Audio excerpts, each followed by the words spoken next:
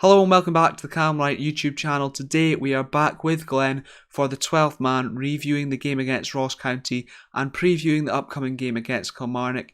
If you enjoyed the video, please do hit that like button, comment down below with any thoughts you have on the topics we cover, and hit that subscribe button too. Thank you very much and enjoy the video. Okay, well, welcome back to another episode. Thanks again for the constructive feedback we've received from Friday's episode. It's been much appreciated. This time, though, we've got the joy of reviewing a win column.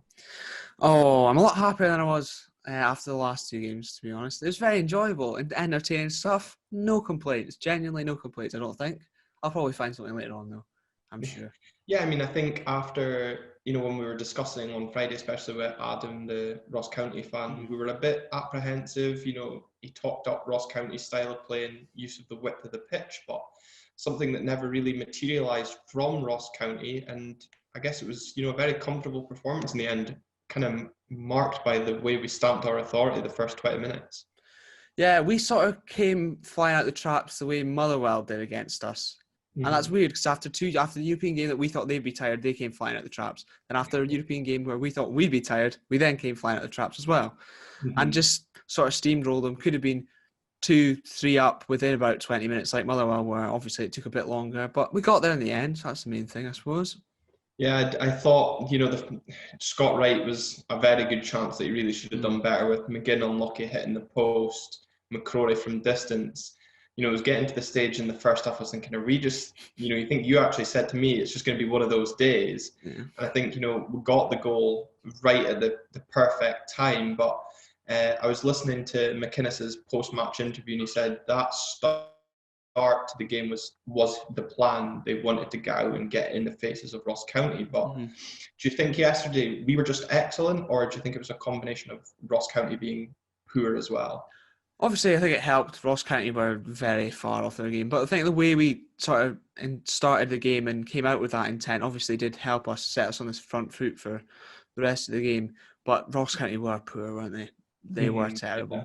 I think Kettlewell did say it's their worst performance of the season. I think if you're a Ross County fan, you must be worried given your next two games are against Rangers and Hibs. It's a lot to be concerned. Don't think it's going to get much better for them in those two games, to be fair. No, but from an Aberdeen point of view, lots to be encouraged, mainly Marley Watkins. Another good shift, and hey, we don't need to speak about his goal drought anymore. I know, you even gave him your man of the match, didn't you? I think that's what you said. Yeah, I did. Yeah, I said to a few folk I was quite impressed with his overall performance. Linked up excellently, his hold-up play, and he caused the backline loads of problems. And, I'm glad he's finally off the mark as well. Well, yeah, that was the chance was sort of similar to the one he nodded off the post against Motherwell, but he buried it this time, so that's good. And again, yeah, his link-up play was phenomenal once again. That seems to be something. So if you can add maybe another 2 or 3 goals between now and when Cosgrove comes back, then I think it'll you could put it down as a good signing, to be fair. Yeah, and I actually watched the goal back again, and I think we've got to commend Hayes for the ball. It was just a beautiful delivery. But I think Laidlaw will probably be disappointed with his goalkeeping because he does get a hand to it, and it's quite a weak hand in truth. But I totally agree. If Watkins can continue this run, get in those positions and score these chances that are falling to him, then yeah, it's a good signing. But he seems to drift out into the wider areas to Lincoln, Hedges and Wright. But when you're getting that sort of delivery from the wide in Hayes, we need him in the middle to be on the end of that. Definitely, I think that will give him confidence as well, though, getting the first goal sort of off the mark and monkey off his back kind of thing. So hopefully now we can go on and maybe bag on again on Friday. That would be good to sort of build a sort of run going into the national break. But no, very happy. He's definitely right with he sort of moved at the channels and brings other players in more. But I suppose now that he's got that one and he knows he can do it, he can get that finish. He can do he's got the confidence there. Yeah. Hopefully we'll see that a bit more now going forward. Yeah, and he was kind of involved in the second penalty incident as well. Josh Reid was in and around both Hogan and Watkins, so maybe his presence affected him doing a Superman dive onto the ball, but who knows? Never know. Yeah, that was a questionable one. It sort of had shades of Jordan McGee in the last minute when he played for Hearts. That was a bad one as well. Sort of similar to that, just throwing an arm up, but yeah. terrible. Yesterday's game also saw another tactical change in the Aberdeen team with Ryan Hedges playing right wing back in the absence of Logan dropping back to the bench. Worked out okay? It did. It was an interesting one. You obviously think basically a left-footed sort of winger, well, definitely a forward attacking player at right wing back. You think it's a bit questionable, but I suppose against Ross County, he sort of did have that freedom to roam from there as well. So it did work out. And obviously with Mr. Cam, Tommy Hoban, and the defence behind him, it's always going to be fine. I don't know what it is, but when Tommy Hoban's there, I've just got faith that everything's going to be okay. He's just calming influence on everyone, and I love it. And I saw actually a good start yesterday, speaking of Tommy Hoban, that we're yet to concede domestically when he started a game? Yeah, I saw that as well, actually. I think they said the only goal we've conceded was the one against Sporting. So, yeah, with him in it. So, if you carry that on, I'd be very happy. Get him on a longer deal, please, Mr. Get him, whatever it takes, Mr. Cormac. Get that checkbook out. I know you're a big fan of the show. You're definitely listening. So yeah, well, we'll maybe have to shout him out and get him signing that checkbook for us. Fingers crossed. That'd be nice. But obviously he wasn't tested defensively at right wing back, but overall another good performance and certainly another attacking threat that we had. Another one of the signings in the summer that just seems to be going from strength to strength is Ross McCrory. Another solid performance. Yeah, that partnership between him and Ferguson and Mill Park seems to be working wonders. I saw, when I was watching Sports Scene back just before we recorded this, and when Vigurs fouled him for his first booking, and he said, and watch it, and I was like, oh, I love that. And you could tell he was so happy when he got sent off, because he had a massive smirk on his face when he got his sent off. So I was very happy with that, but he just seems to be going from strength to strength. I don't know what he doesn't have, to be fair, because when I thought we signed him initially, he would sort of be sitting and protecting the back four, big physical player. But he's got that burst of pace that I never knew he had. Not a chance. I didn't see that coming. And he does seem very good going forward and technically. And maybe could have got the shot off before he got fouled by Vigurs, but I'm not really going to complain, are you? No. And did you think the challenge on him in the first half was worthy of a red card? I did think that was very cynical from Vigurs. I think that was his experience knowing there's no chance he's keeping up with young Ross McCrory. It was cynical. I think if it was perhaps more central and more dangerous, more like breaking through on goal, maybe it would have been. But because it was out wide in the position of probably recovering defenders, maybe that's why it wasn't a red card.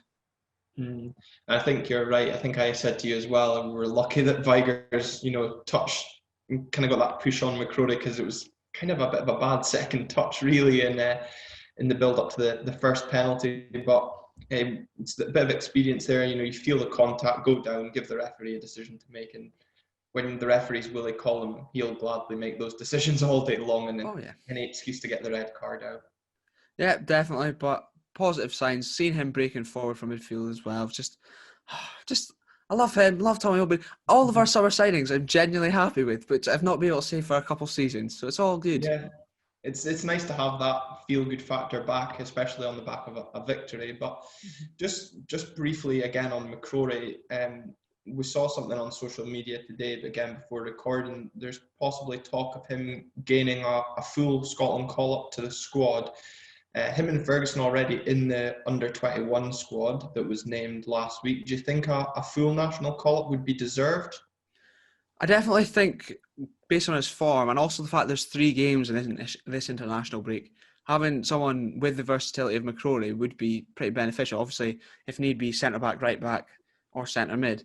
I definitely think he's probably deserving of it, and it'd be nice to see another Aberdeen player in there. Well, it'll be the only one now that McKenna's left, but less said about that, the better. But I think, there's a lot of good young midfielders coming through, so it is good to see that eventually now they'll be pushing in there, because obviously we are blessed in that position sort of anyway, given the amount of players we've got in there. But if he's in there, I'm very happy, very happy. If he was to get a call up ahead of the likes of Alan Campbell, just the extra seeds from the rest of the Scottish teams towards Aberdeen would grow even further. Exactly. Added bonus. Exactly. What more could you ask for? Not much. So one other thing I want to touch on about yesterday's game, it was kind of discussed between a few group chats, and I know me and you touched on it as well, was the substitutions. It's not really a negativity about the game, but it's just a general talking point that it's fair to look on. Do you think in some of the subs that we made, we could have looked, especially the first one with McGinn coming up, we could have maybe taken a Ferguson or a McCrory off just to give them a wee rest? Yeah, I definitely would have liked to have maybe seen it, because Lewis Ferguson, since he's come in, he's barely missed a game, basically, other than through suspension. I think it would have been good, especially given the sort of hectic schedule we've had to start with since the COVID-8 situation.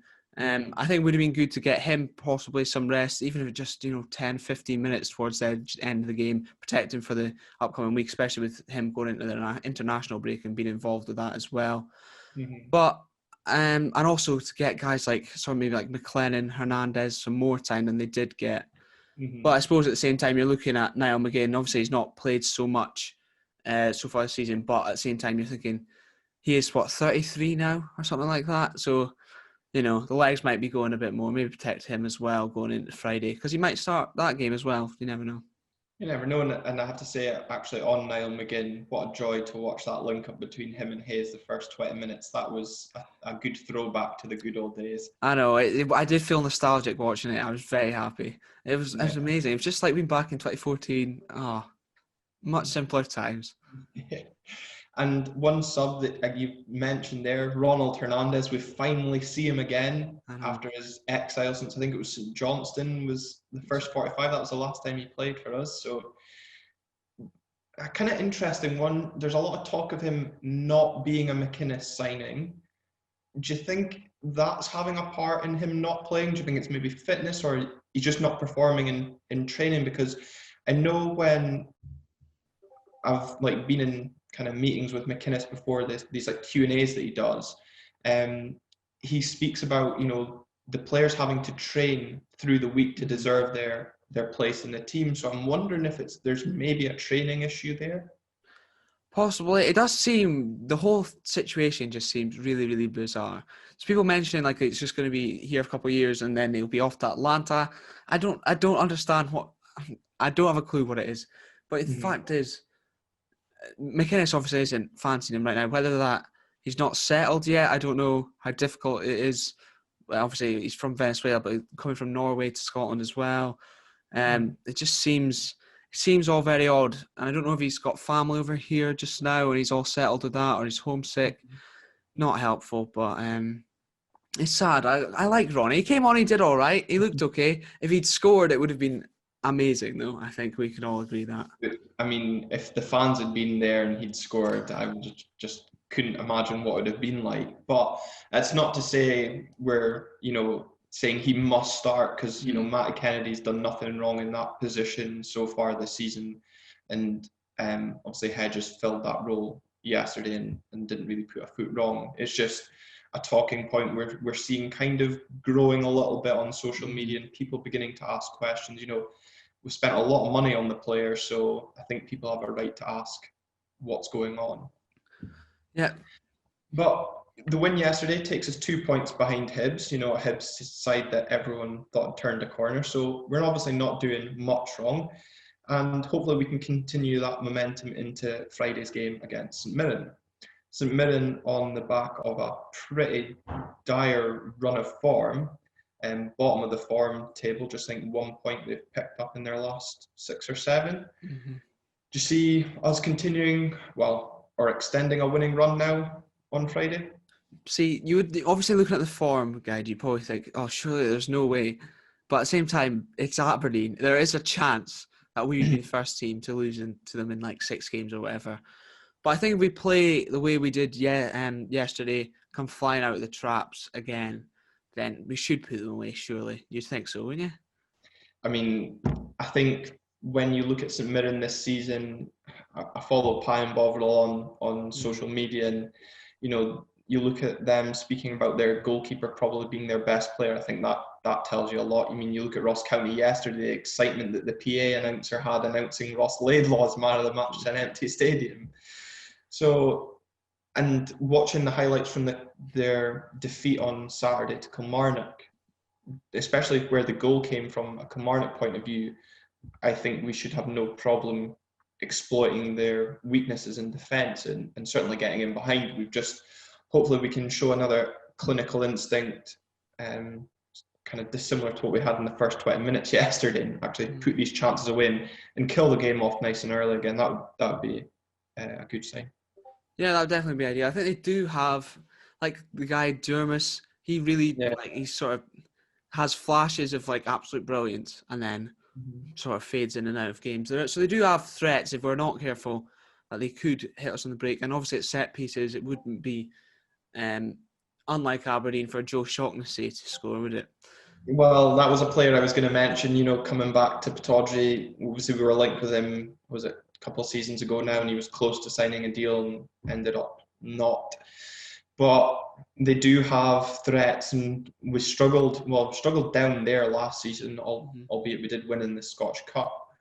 But they are a side that can cause us problems, but they've got a severe lack of goals in their side just now. I say this with a hint of caution because I don't want to talk it up too much and it comes back to bite us, but they've only scored, was it twice in their last 5, and one of them was a consolation against Dundee United when I think either they were down to 10 men or Dundee United were. So, you know, that's hopefully something that can make us feel a bit more comfortable, or should we just stick to our game plan and go out and just take care of our own business? I'm hoping we do just come flying out the traps again. Obviously, literally everything's pointing in the direction of an Aberdeen win. It should be nice and easy. But given the past couple of years, you can tell we're very, very cautious about this. We don't want to seem too confident because it could just go so wrong that you wouldn't believe. Yeah, we usually like it. Well, it's Friday night football, and I think our record on Friday night football, especially at home, is actually quite impressive, if memory serves. And it's, again, a shame fans won't be there because Friday night football is normally well attended.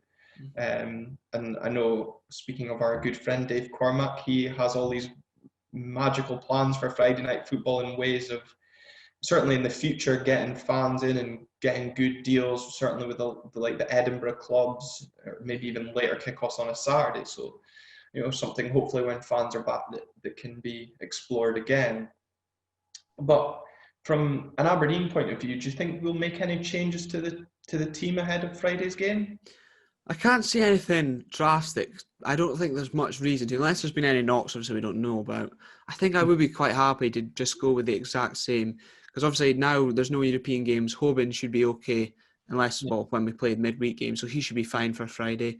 Obviously we took him off with a few minutes to go just to make sure he was fine. I can't see us making any changes. I'd be quite happy to see Niall McGinn back in again, carrying on, because he played really well. I think him not being at the right wing-back position is beneficial. Obviously, him being right-footed, it would kind of make sense. But he is wasted back there, and he's not very good defensively. So I'd rather probably Hedges in there. I wouldn't make any changes. And obviously, Watkins bagged the goal. So if he hadn't, I would have maybe thought maybe it's time for Edmondson or someone to get a chance. But given he did, I think I'd be happy to go with same from the start as yesterday. Yeah, I think the only change I could see being made would be if Kennedy's fit, bringing him back in. But maybe with it just going into the international break, McInnes might not want to risk it, and we just go same again. But given the level of performance that we had yesterday, I don't think we can expect any complaints if the same 11's named. It's quite interesting seeing kind of the reaction to the team lineup yesterday. Was one of what's going on here, but the way we played was, it was very enjoyable. It was probably the most enjoyable performance, certainly first 45 of the season so far. Yeah, definitely. It's weird being entertained by Aberdeen, given some of the football we've played the last couple of seasons, but we'll welcome it if you want to carry on. I know you're obviously all listening, so, keep it up. Yeah, and thanks for tuning in if you are. Oh, yeah. So are you going to be cautious and just expect a 1-0 on Friday? Obviously, we were all miles off with our Ross County prediction, but I don't want to go too bold. I'm going to say 2-0. A 2-0 win to Aberdeen, that'll be fine. I'll be happy with that. 2-0. All I'm actually going to say, we'll repeat yesterday's scoreline. I think we're going to go gung-ho again. St Mirren, if we can certainly get in behind them early and get a couple of goals, in the first half, I think heads will drop. The confidence must be low, not winning games, not scoring goals. So I really hope we can exploit that. And I think that'll be countered by St Mirren probably trying to sit in and break us and kind of frustrate us for large parts and then hit us on the counter attack. So the earlier we score, the better for us. And I think if we do that, we win quite comfortably.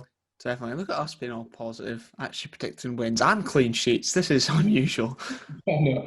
Cue St Mirren win and don't blame us if it happens. Oh, no, I wouldn't be surprised, let's be honest. Oh, God. Well, hopefully not. And we'll be back on Friday night recording our review of the game and looking ahead to the international break. Hopefully also a call up for McCrory and maybe others. Brian Hedges maybe for Wales. Who knows? And that will probably be out on Saturday, Sunday. So look forward to tuning in for that. And thanks again for listening. Perfect. And don't forget, you can get us on Spotify now. Big time.